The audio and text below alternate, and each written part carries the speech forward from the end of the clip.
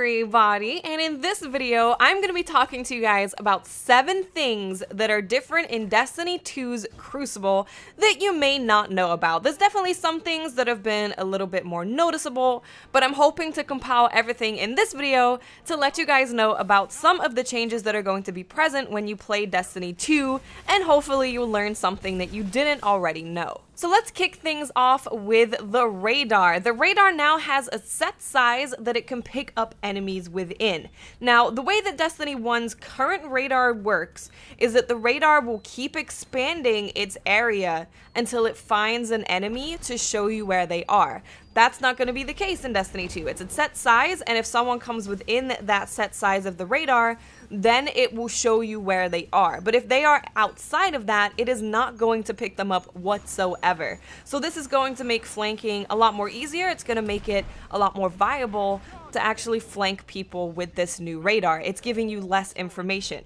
Also, when I was playing and from looking back at gameplay, I don't think that the radar now shows you if people are below or above you, like on a different level. I've looked back at gameplay and I know the person is above me and the radar does not look different. So the way that Destiny 1 is, you can see if someone is on a different level to you. You know if they are above or below you. Destiny 2, you know that they're there, but you don't know if they are on a different level to you. So in general, the radar is going to be giving you less information. You're going to be less reliant on this radar to tell you where people are. Now, another thing that's different about the radar is when you aim down sights and then you descope, you lose your radar for a few seconds. In Destiny 1, it is not like that at all. You see snipers and people using, well, any weapons really, they'll constantly scope, descope, scope, descope. And the reason that they do that is so they can see the radar. But you can't do that anymore. I was trying to do that when I was using a scout rifle and I was like, hold on a second. You lose your radar for a few seconds, so you can't do that anymore. Now let's talk about revives, because quite a lot has happened to revives. We're gonna start out with the revive tokens. Now this could just be for this game mode called Countdown, which I have gameplay of. I will link all Destiny 2 stuff in the description, by the way. But this might just be for Countdown, but let's just say that Trials of Osiris comes back, and this could be how revives are in that too. I have no idea, but I'm just gonna let you know about revive tokens. So what are revive tokens?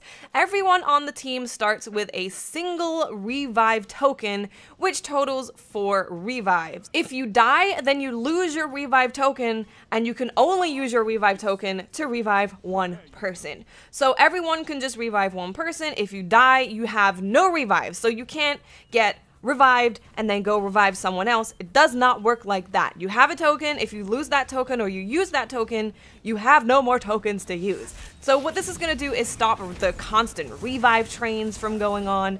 It's going to stop people from, if you are losing, you are dying, you're losing your engagements, you're not going to win games just because you revive better than the other team. That's not going to happen.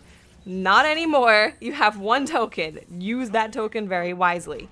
Now also, when you are being revived by a teammate, you no longer are immune. In current Destiny 1, when you get revived, there's a very short period of time where you are completely immune. Everyone knows when you're trying to headshot someone out of a revive with your sniper or whatever, you have to wait for that immune period to end before you can do that. That is not in Destiny 2 anymore. As soon as you start getting revived, you're standing up and you're getting up, you are susceptible to damage. So you have to be much more careful about who you revive. Do you want to revive your person on your team who's maybe not that good, or do you want to save your revive for if like one of your best players goes down? You have to think about, is my teammate going to instantly die because there's no more immunity?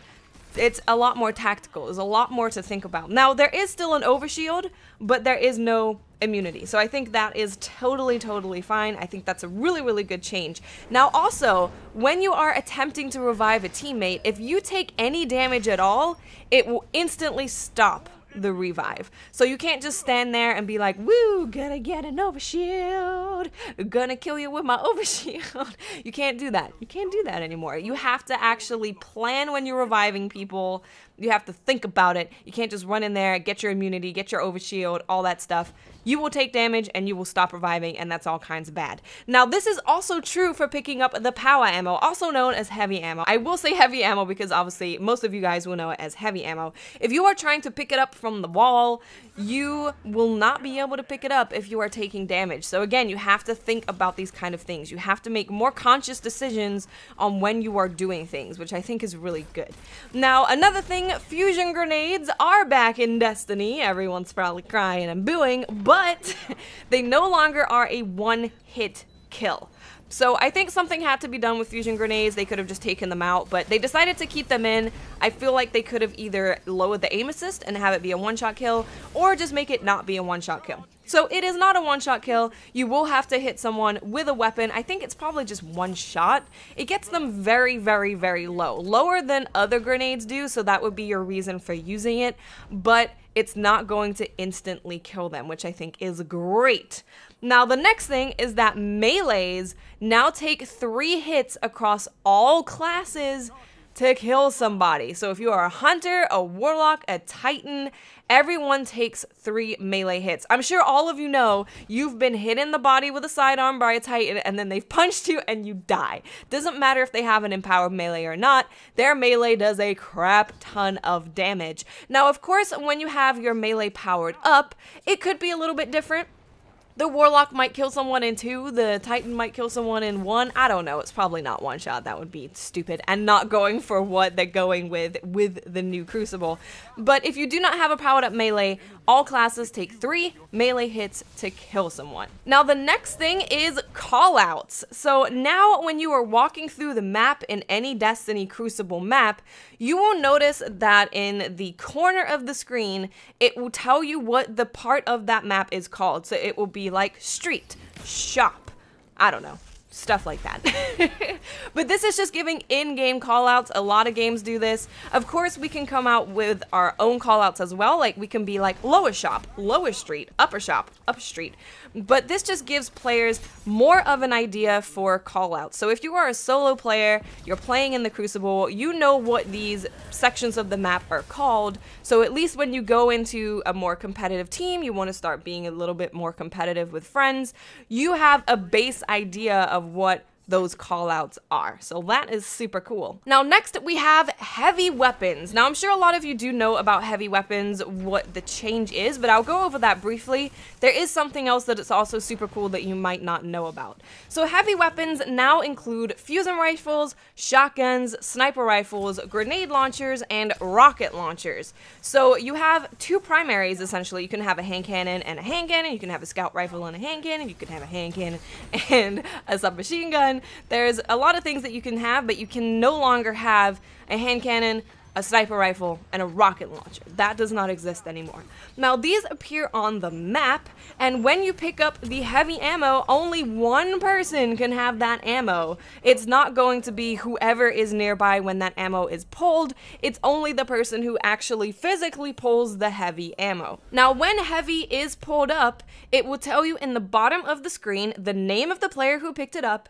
It will also tell you where that player is on the map where they picked it up. Like I said with the callouts now for the map, it will now say Miss 5000 Watts picked up heavy ammo in street, and there will also be a little icon showing what kind of weapon they have that ammo for. Now, this is awesome because this makes it super more tactical, makes you think about it more, because for example, it could say Miss 5000 Watts picked up heavy ammo in street, and it shows the icon of a sniper rifle. Now, everybody knows that I am in that part of the map and I am sniping. So now they have to think, okay, we need to make sure we don't go into sniper sight lines. We need to be careful to make sure we're flanking and not being seen by this sniper because we know a sniper is out there. So I really, really, really, really like that change. In general, it feels like the Crucible is going into a more tactical kind of place. You have to think about what you are doing more, you have to be more aware, and I freaking love that.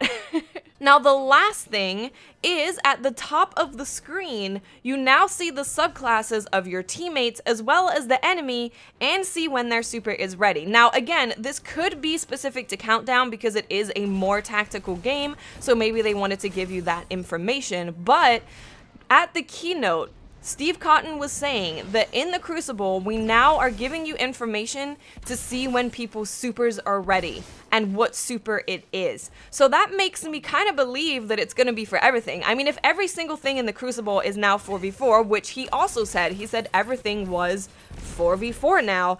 If that is the case, then I don't see why they wouldn't have this little image at the top for all game modes showing the subclasses and when the super is ready. Again, this is just giving you more information so you can play more tactically, so you have a better idea of how to walk around the map and how to engage with battles with your opponents. So I think that's also really cool. I'm sure there's people that don't like that. Of course, I did mention that PvP is also going to be 4v4. Now, this is kind of interesting because if Trials does indeed come back to Destiny, it could very well be 4v4 Trials. And if that's the case, Trials is going to be real different. It's going to be a very, very different kind of experience. So that is it, guys. That is 7 things that maybe you did not know about Destiny 2's Crucible. I hope you found out something that you didn't already know. Hopefully you found this interesting and informative. If you do want to see more Destiny 2 gameplay, I will have a link in the description to all the gameplay that I'm uploading here, so please go and take a look at that if you are hungry for more information. I'm also going to be doing a live stream showing the captured gameplay that I have of both the Strike and PvP, and I'm going to be doing a live Q&A. So if you want to ask me any questions, head on to my live stream at 3 p.m. Pacific, and I will be doing that. Thank you guys so much for watching. I will have a ton of more videos talking about what I think about all this stuff, and that's gonna be a good video. I like those kind of videos. Thank you so much, guys. I'll speak to you awesome people later. Bye.